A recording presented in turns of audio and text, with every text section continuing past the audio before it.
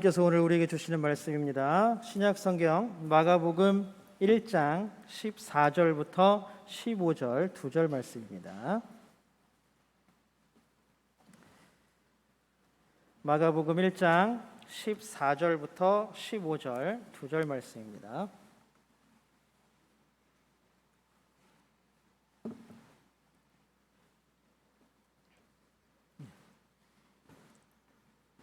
마가복음 1장 14절 15절 두 절밖에 안 되니까 함께 한 목소리로 읽겠습니다. 우리 같이 읽습니다. 시작. 요한이 잡힌 후 예수께서 갈릴리에 오셔서 하나님의 복음을 전파하며 이르시되 때가 찼고 하나님의 나라가 가까이 왔으니 회개하고 복음을 믿으라 하시더라. 아멘. 우리 이 시간 함께 예배하는 성도님들 주님의 이름으로 환영합니다. 우리 예배 가운데 임재하시는 하나님 손 꼭 붙잡는 귀한 시간 되기를 축복합니다. 우리 함께 예배하는 모든 분들, 우리 옆에 있는 분들, 앞에 있는 분들, 뒤에 있는 분들과 함께 사랑의 인사 나눕니다. 사랑합니다. 축복합니다.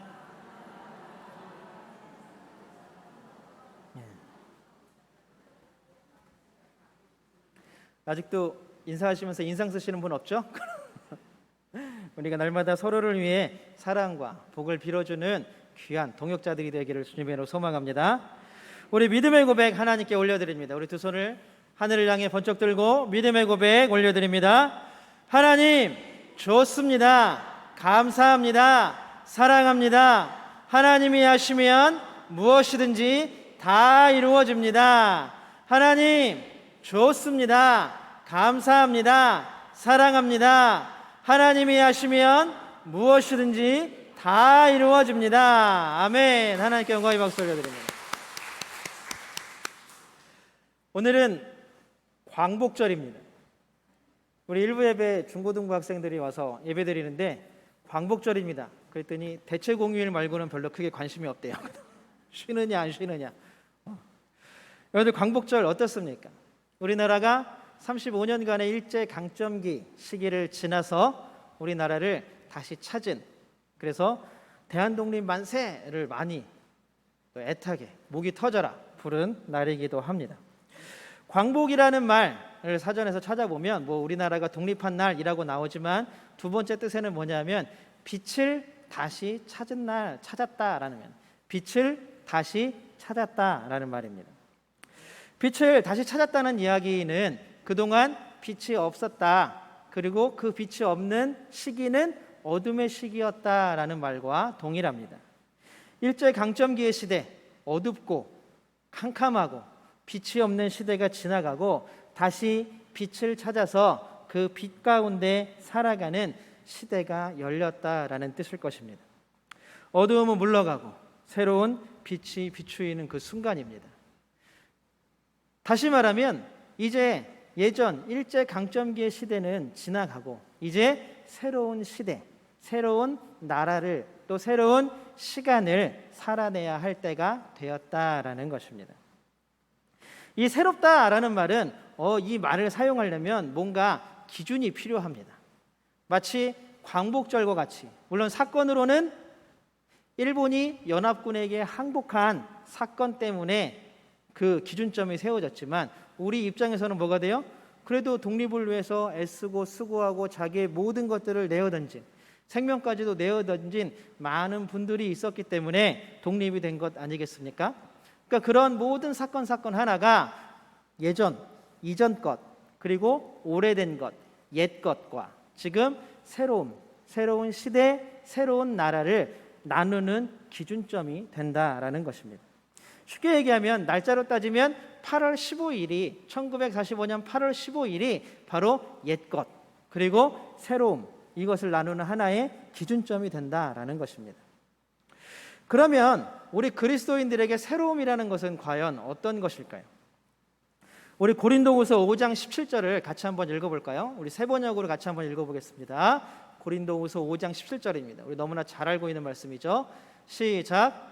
누구든지 그리스도 안에 있으면 그는 새로운 피조물입니다. 옛것은 지나갔습니다. 보십시오, 새 것이 되었습니다. 아멘. 바울은 그리스도인들이 새로운 피조물, 새것, 새로움이 되었다라고 선포합니다. 새로운 피조물로 불리기 위해서는 뭐라 그래요? 바울이 뭐라고 선포합니까? 옛것, 이전 것은 어떻게 됐어요? 지나갔습니다. 이제 우리에게 다가온 새로운 것, 새로운 시대를 살아내야 하는 것, 그것이 바로 그리스도인이다라고 이야기를 하고 있는 것입니다. 우리가 흔히 하는 말로 버스 지나간 뒤에 뭐 해요? 손 흔든다 그러잖아요. 그럼 버스가 지나간 버스가 손 흔든다고 버스가 다시 돌아오는 버스 있습니까?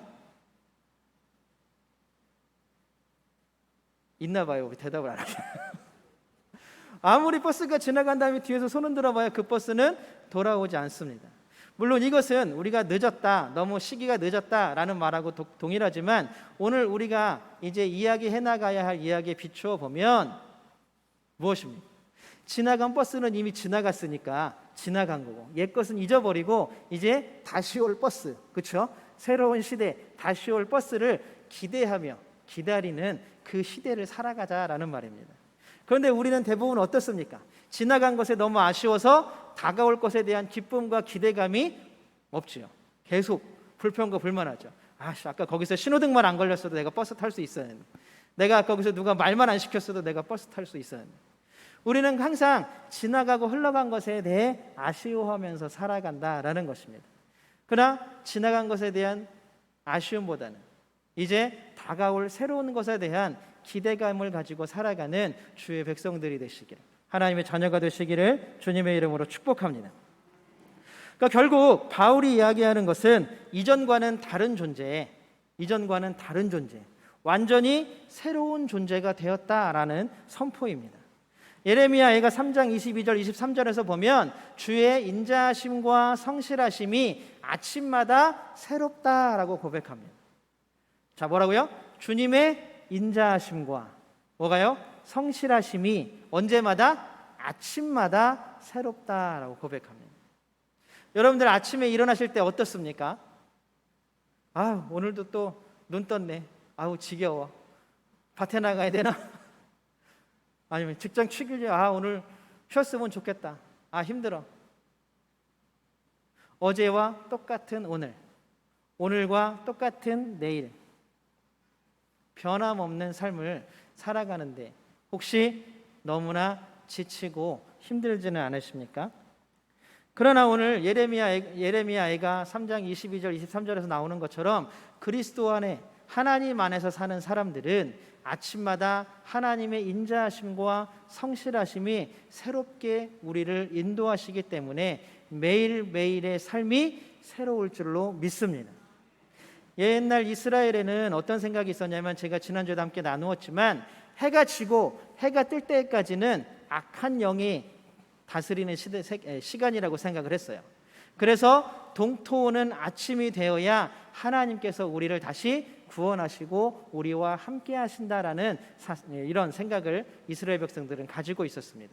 그렇기 때문에 주의 인자하심과 성실하심이 아침마다 새롭다라는 것은 내가 눈을 떠서 맞이하는 이 아침, 그 기나긴 밤, 어두운 밤을 하나님께서 지켜주셔서 이렇게 새로운 날, 새로운 인생, 새로운 시간들을 살게 해주셨다라고 고백하는 것입니다. 이 고백이 우리의 고백이 되기를 주님의 이름으로 소망합니다. 바울도 분명히 지나간 것, 옛 것과 이제 다가오는 것, 새로운 것을 딱 나누는 기준점을 하나 제시합니다. 우리가 아까 읽었던 고린도후서 5장 17절에 나옵니다. 뭐냐면 바로 그리스도 안에 있으면입니다. 여러분, 이 단어를 우리 마음 가운데 항상 품고 살아가시기를 소망합니다. 우리가 예전 것, 이전 것, 지나가야 할 것과 이제 오는 것, 우리에게 새로운 것, 새로운 시대를 살아가는 것, 이것을 정확하게 나누는 기준이 뭐냐 하면 일제강점기와 대한이 독립된 그 시기를 딱 가르는 것이 8월 15일 광복절인 것처럼 우리가 그리스도 안에 있으면, 그것을 믿는 순간 이전의 삶은 옛것이 되어버리고 이제 앞으로 살아가야 할 것들은 새로운 삶이 된다는 사실입니다. 여러분, 그렇다면 지금 여러분들은 새로운 삶을 살고 계십니까? 자신할 수 없으십니까? 그러면 우리는 아직 하나님 안에 있지 못합니까? 아무도 대답을 안 하셔요. 오늘 우리가 읽은 두 절, 마가복음 1장 14절 15절은 굉장히 중요한 구절입니다. 신학적으로도 굉장히 중요한 구절이라서 이 구절에 이름이 붙어 있어요. 1장 14절 15절을 뭐라고 부르냐 하면 그림 하나 띄워주세요. 거기에 있는 그림. 네. 이거 이름이 뭔지 아세요? 경첩이라고 하죠. 경첩을 어디다가 답니까? 문에다 달잖아요. 문을 완전히 고정시켜서 그냥 움직이지도 못하게 하는 것이 아니라 문이 열리고 닫히게 하는 역할을 저 경첩이 합니다. 그래서 오늘 마가복음 1장 14절 15절을 우리가 뭐라고 불렀냐 하면 신학적으로 경첩, 마가복음의 경첩이라고 얘기를 합니다. 이게 그럼 왜 경첩의 역할을 하느냐, 우리가 한번 말씀을 한번 보겠습니다. 우리 오늘 읽었던 14절 말씀을 세 번역으로 한번 읽어볼까요? 같이 읽겠습니다. 시작. 요한이 잡힌 뒤에 예수께서 갈릴리에 오셔서. 요한이 잡힌 뒤에 예수님의 사역이 시작됩니다. 이제 요한의 시대는 무슨 시대가 됐어요? 지나간 옛 시대가 되었습니다. 그리고 누구의 시대가 되었습니까? 예수님의 시대가 된 거예요. 지나간 세례 요한의 시대, 마가복음이 이걸 왜 경첩이라고 얘기하냐 하면 이제 세례 요한의 시대는 문을 닫고 나아갑니다. 그리고 이제 예수 그리스도의 시대가 문을 열고 시작되는 것입니다. 실질적으로 마가복음에는 이제 세례 요한의 이야기가 더 이상 등장하지 않습니다. 한번 예수님께서 세례 요한의 이야기를 회상할 때, 헤롯 대왕이 세례 요한을 회상할 때 한 번 등장하지, 세례 요한이 살아서 새로운 존재로서 나타나는 일은 마가복음에는 더 이상 없습니다. 이제 요한의 시대가 문을 확 닫고 이제 예수 그리스도의 시대가 문을 여는 새로운 시대. 그래서 이 14절 15절을 신학적으로 마가복음의 경첩이다라고 이야기를 하고 있습니다. 그렇다면 예수님의 시대가 새로 문을 확 열었다고 얘기하는데 예수님이 가져온 새로운 시대는 그럼 어떤 시대일까요? 그럼 그리스도인으로서 또한 새로운 피조물로 사는 것, 새 것이 되어서 살아간다라는 것은 무슨 의미일까요? 14절 하반절에서 예수님은 이미 복음을 선포하셨다, 예수님의 사역이 시작되었다라고 이야기하고 있습니다. 그럼 우리가 예수님이 선포하신 이야기를 바탕으로 함께 새로운 존재, 새로운 시대를 살아가는 사람들이 어떤 사람들인가를 함께 살펴보겠습니다. 단도직입적으로 얘기하면 새로운 시대를 산다는 것은 바로 오늘 예수님이 선포하신 하나님 나라를 살아가는 것입니다. 우리 15절을 같이 한번 읽어볼까요? 15절 상반절만 같이 한번 읽어보겠습니다. 세 번역입니다. 시작. 때가 찼다. 하나님의 나라가 가까이 왔다. 여러분, 여기 하나님 나라가 가까이 왔다라고 표현하지만 이거를 직역하면 뭐가 되냐면 하나님 나라가 네 앞에라는 뜻입니다. 그냥 가까이 왔다라는 얘기는 뭔가 더 와야 될 것 같고, 뭔가 막 더 뭔가가 있어야 될 것 같고, 뭐 끈이라도 하나 던져야 될 것 같고, 뭔가 그렇게 막 끌어당겨야 될 것 같고 막 그러잖아요. 근데 이게 참 번역이 너무 잘못된 거예요. 원래 직역을 하면 뭐냐면 하나님 나라가 네 앞에, 하나님 나라가 네 앞에 있다라는 거예요. 네 앞에. 그 예수님이 촉구하시는 거는 뭐냐면 네 앞에 있는 걸 네가 보기에 좋으면 취하라는 이야기입니다. 아니면 버리라는 이야기예요. 이거는 그냥 가까이 왔는데, 야, 니네 가까이 왔는데 보여 안 보여라고 물어보시는 게 아니라 네 앞에 있으니까 취할 테면 취하고 버리려면 버리라는 이야기.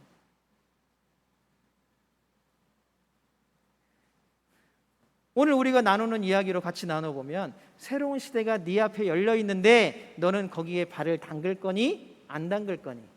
너는 새로운 시대를 살아갈 거니 아니면 그냥 예전의 삶을 그대로 살아갈 거니? 라고 묻고 계시는 것입니다.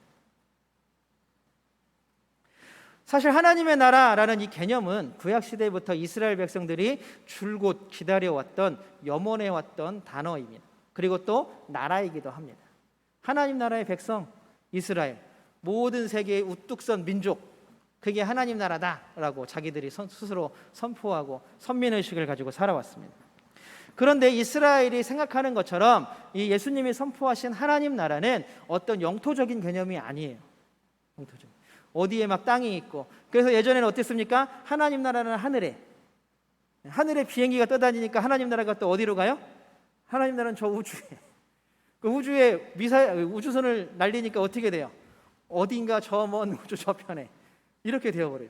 마치 하나님 나라가 쫓겨나는 것처럼 계속. 여러분, 하나님 나라는 영토적인 장소적인 개념이 아닙니다. 이 땅이, 물론 이제 하나님 나라가 이 땅에 완성되면 지금 우리가 살아가는 이 땅이 하나님 나라로서 영토적인 개념이 되겠지만, 지금 예수 그리스도로 말미암아 2000년 전에 온 하나님 나라가, 예수님께서 네 앞에 하나님 나라가 있다라고 말씀하신 하나님 나라는 영토적인 개념이 아니다라는 것입니다. 그럼 뭘까요? 하나님이 왕이 되는 나라, 하나님의 말씀이 법이 되는 나라입니다.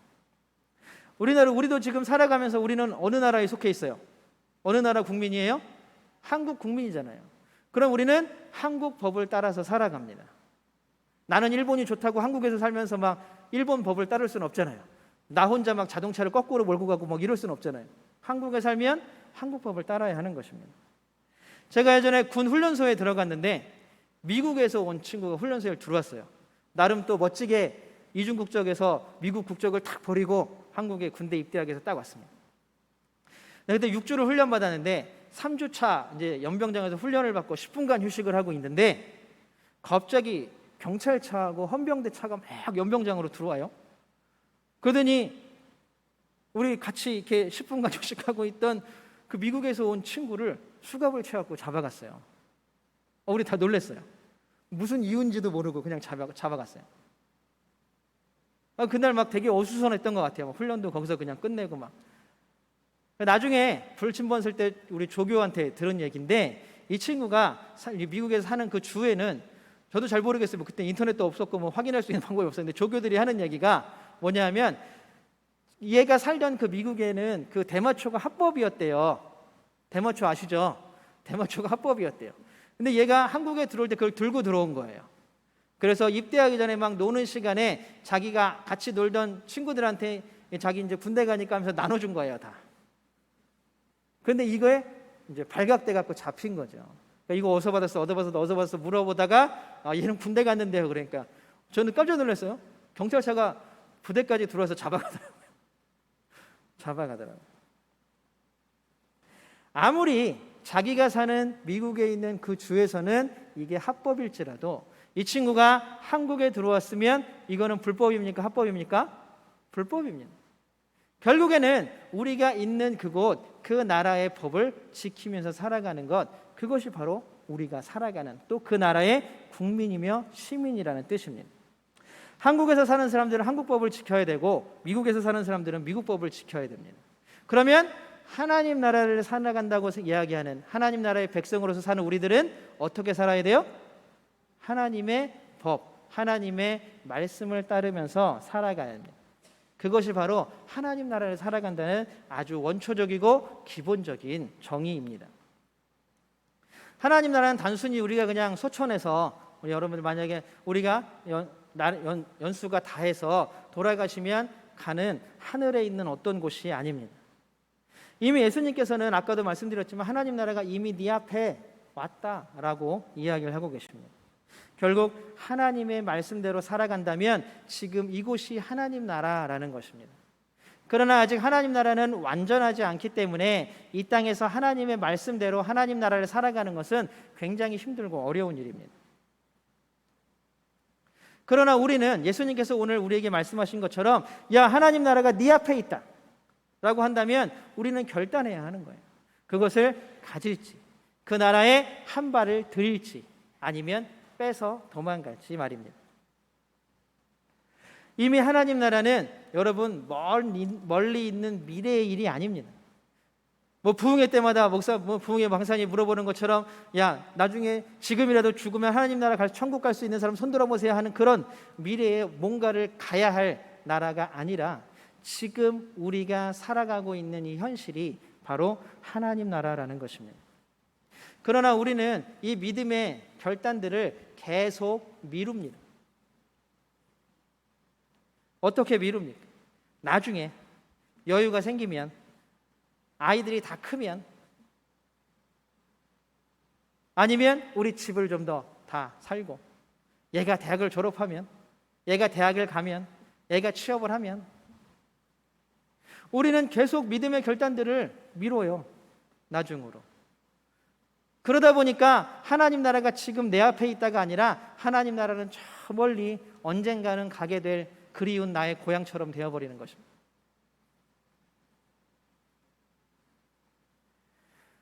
우리의 미루는 결단들이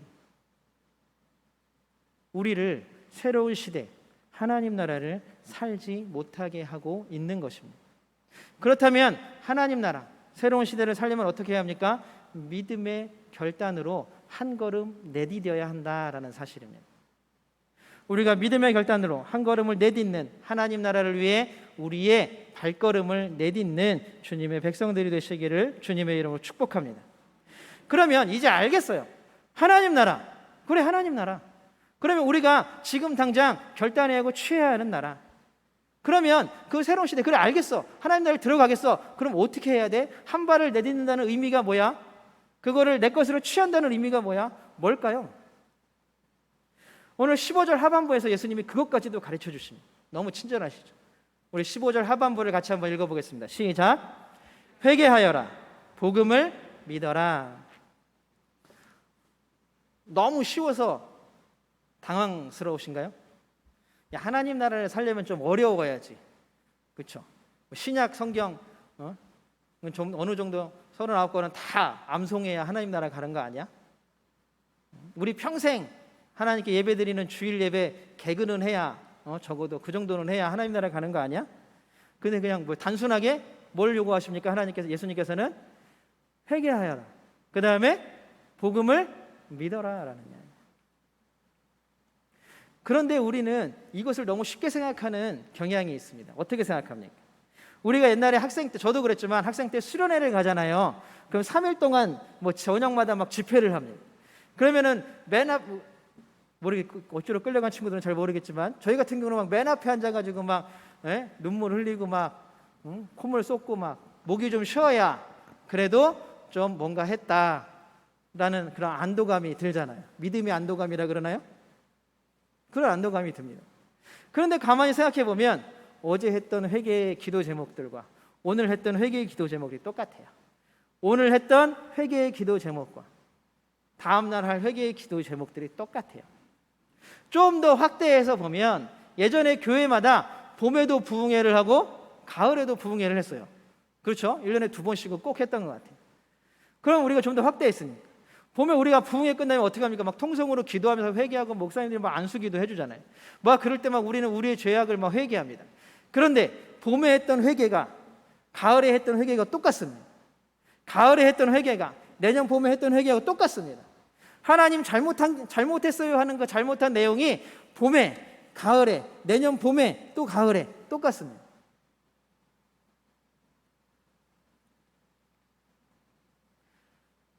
저만 그렇지는 않죠. 아마 저는 이 설교를 주면서 모든 사람들이 다 나 같을 거야 라고 준비했습니다. 어떻게 생각하면 굉장히 마음 아픈 일입니다. 여기서 오늘 회개하다라는 단어는 헬라어로 메타노이에테라는 단어를 사용합니다. 메타노이에테. 이 메타노이에테는 이 회개하다라는 말은 무슨 얘기냐 하면 그 가던 길에서 돌아선다라는 의미예요. 다시 한번.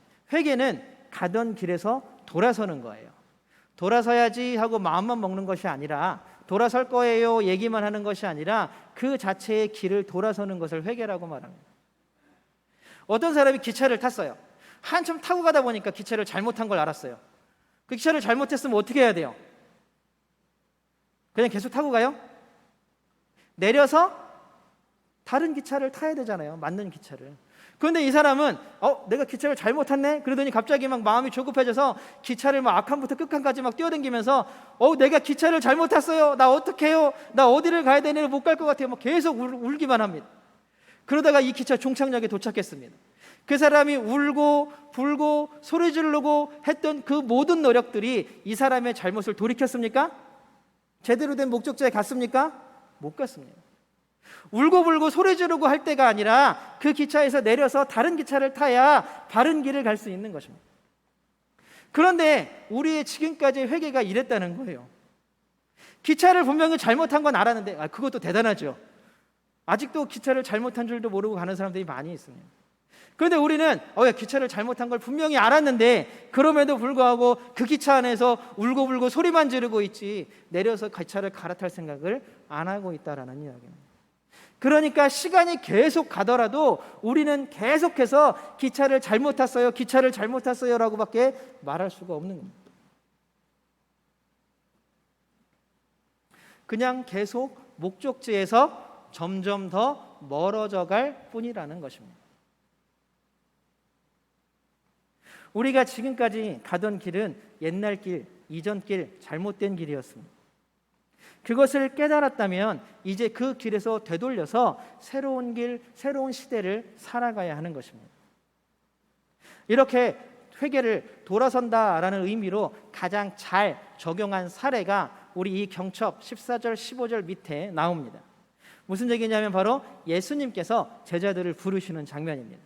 우리 1장 17절과 17절을 한번 붙여서 한번 보겠습니다. 같이 읽겠습니다. 시작. 예수께서 그들에게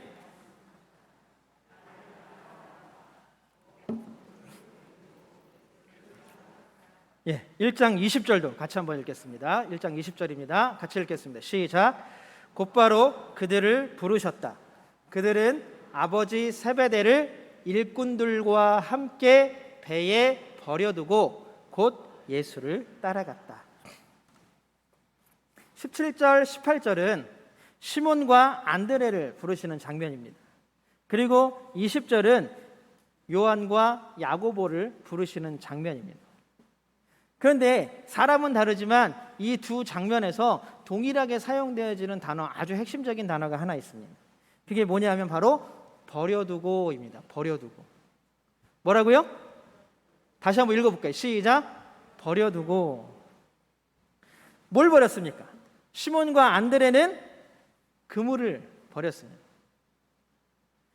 야고보와 요한은 그물도, 배도, 마지막에 뭘도 버렸다 그래요?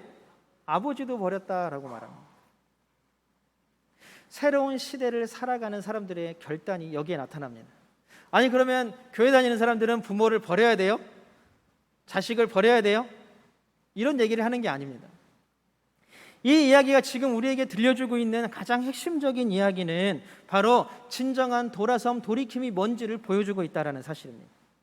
오늘 이 네 사람은 평생 아니면 대대로 이 갈릴리 호숫가에서 배를 타고 그물을 내려서 뭘 잡아요? 고기를 잡고 먹고 살던 사람들입니다. 이 사람들의 모든 삶은 어디에 매여 있어요? 그물과 배에 매여 있어요. 또 아버지와 어른들로부터 배웠던 고기 잡는 방법에 달려 있습니다. 그래서 우리의 삶을 책임져 주는 것, 우리의 삶을 이끌어가는 것, 우리의 삶을 풍요롭게 하는 것, 우리가 살아가려면 의지해야 하는 것이 뭐가 되냐 하면 바로 배가 되고 그물이 되고 우리에게 기술을 가르쳐주는 아버지가 되는 겁니다. 어부들에게는 그물이 전체의 삶이었고 배가 자신의 생명이었어요. 그것으로 가족을 먹여 살리고 내가 먹여 살고 내 삶을 이끌어 나갈 수 있다라고 여겼다라는 사실입니다. 그 제자들의 삶뿐만, 이런 어부들의 삶뿐만이 아니라 지금 이 시대를 살아가는 우리도 마찬가지 아닙니까? 우리의 삶에 의지할 곳이 어디에 있다라고 여러분들은 고백하십니까? 여러분, 우리는 어디에 의지하여서 지금 오늘의 삶을 살아가고 계십니까? 더 풍성한, 더 많은 물질들? 더 높은 자리? 여러분들은 자녀들에게, 손주들에게 너희의 인생에서 가장 중요한 게 뭐라고, 너희는 뭘 의지해서 살아야 된다고, 너는 뭘 가지고 살아가야 된다고 이야기를 하십니까? 야, 좋은 대학 가야지. 좋은 직장에 취직해야지.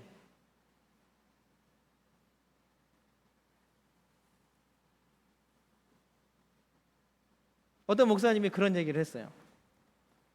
자기가 어떤 권사님이 전화가 와서 자기 아들이 이번에 서울대를 붙었다고, 감사하다고 식사를 대접한다. 우리 교회 아니에요. 그죠? 아니고 책에서 본 내용입니다. 그 식사 대접을 잘 받고 집에 돌아가는데 가만히 생각해 보니까 마음이 너무 쓰렸어요.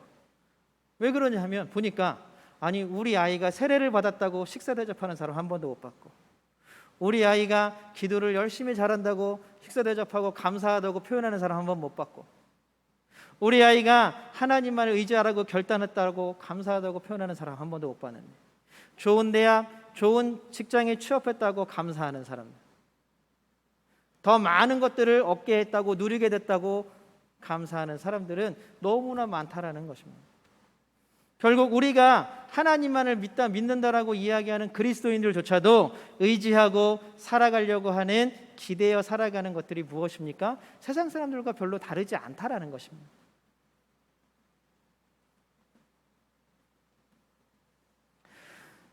회개, 돌아서 회개하고 복음을 믿어라 라고 말씀하시는 하나님의 놀라운 선포가 지금 우리에게 들려지고 있습니다. 여러분들은 어떻게 선택하시겠습니까? 여러분들은 지금까지의 모든 것들을 옛것, 이전 것이라고 지나가게 하고 내어버리고 이제 우리 앞에 다가온 새로운 시대를 내 것으로 받아들이시겠습니까? 어렵죠. 어렵습니다. 쉬운 일이 아닙니다. 단어는 딱 2개가 쓰였어요. 회개하고 복음을 믿어라. 단어는 딱 2개가 쓰였지만 그 2 단어를 듣는 우리들의 마음은 너무나 어렵고 너무나 힘이 듭니다. 왜 예수님은 이렇게 어려운 말씀을 하셨을까? 그냥 복 주고, 그러니까 주는 대로 다 받아라, 은혜를 풍성히 해줄게 다 받아라 라는 말은 어디가 있는 걸까? 우리는 미래에 대해서 알 수가 없어서 걱정하고 근심합니다. 그래서 더 미리미리 준비해야 된다고 생각합니다.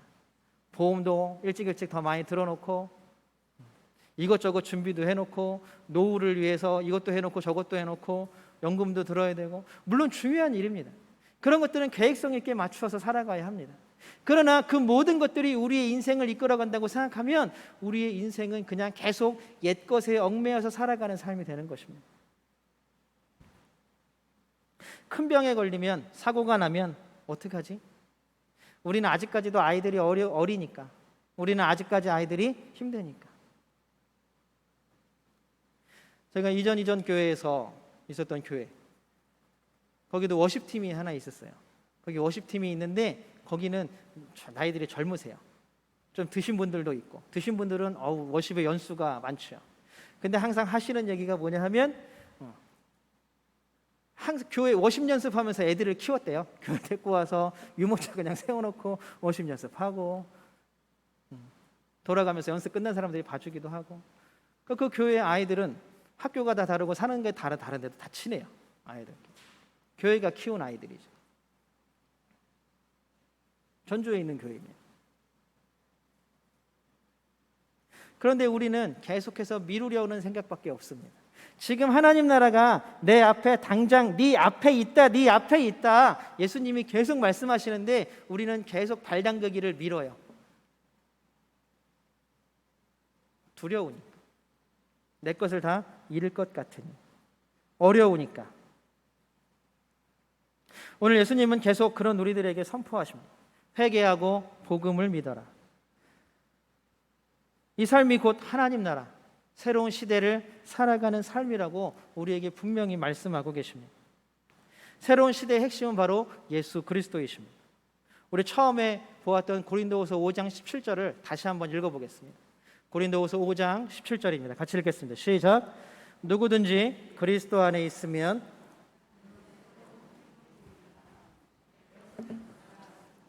보십시오, 새 것이 되었습니다. 세상의 염려, 근심으로 우리는 새로운 시대를 살지 못하고 계십니까? 그러나 바울은 오늘 분명히 얘기합니다. 어떻게 해요? 그리스도 안에 있으면, 예수님과 함께라면 가능합니다. 하나님이 우리와 함께 하시면 가능합니다. 하나님이 우리를 도우시면 가능합니다. 그 놀랍게도 예수님은 우리와 함께 계시는 줄로 믿습니다. 여러분, 우리 안에 성령님이 우리 가운데 계심을 믿습니다. 하나님이 우리의 모든 삶들을 이끌어 가시는 줄로 믿습니다. 하나님의 성령이 우리의 삶을 이끌어 가시는 줄로 믿습니다.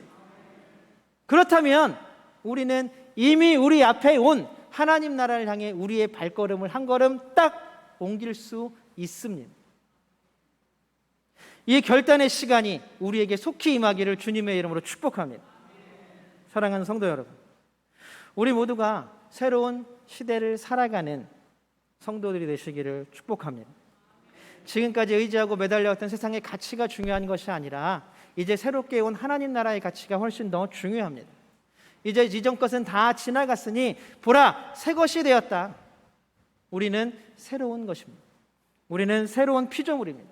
이전 것을 이제 다 벗어버리시고 온전히 예수 그리스도와 함께 우리의 삶을 지켜주시고 인도하시고 이끌어주시는 예수님과 함께 그 길을 걸어가는 주님의 사람들이 되시기를 소망합니다. 세상의 걱정과 근심과 염려가 우리를 넘어뜨리지 못할 줄로 믿습니다. 세상의 두려움이 우리를 힘들게 하는 모든 질병들과 어려움들과 힘듦이 우리를 억압하지 못할 줄로 믿습니다. 주님이 함께 하시기 때문입니다. 임마누엘의 복을 날마다 누리며 하나님의 우리의 손을 붙잡고 이끄신다는 믿음으로 하루하루 날마다 아침마다 새로운 주님의 인자하심과 성실하심으로 아침마다 새로운 날을 맞으시는 우리 모두가 되시기를 주님의 이름으로 축복합니다.